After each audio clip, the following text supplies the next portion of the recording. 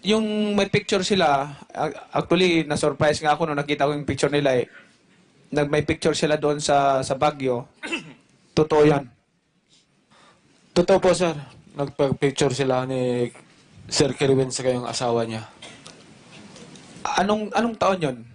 Anong taon? Anong taon yon? 2014, sir.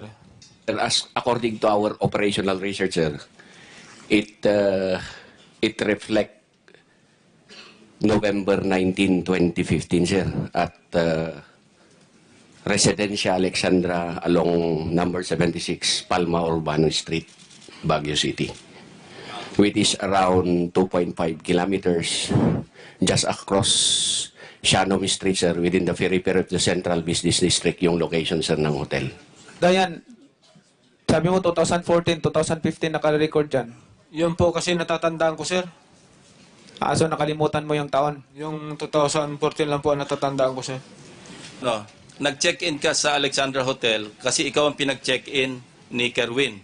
Di ba? Yes, sir. At noong November 19, alam mo rin na nagpa-picture si Kerwin kay Senator De Lima.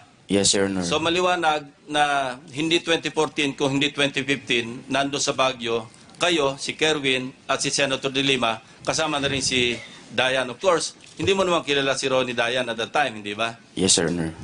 Pero alam mo, for a fact, na November 19, 2015, na nag-meet si Kerwin at saka si Senator De Lima sa Burnham. Yes, sir. At katunayan nagpa-picture pa si Kerwin, pati yung kanyang asawa kay Senator De Lima.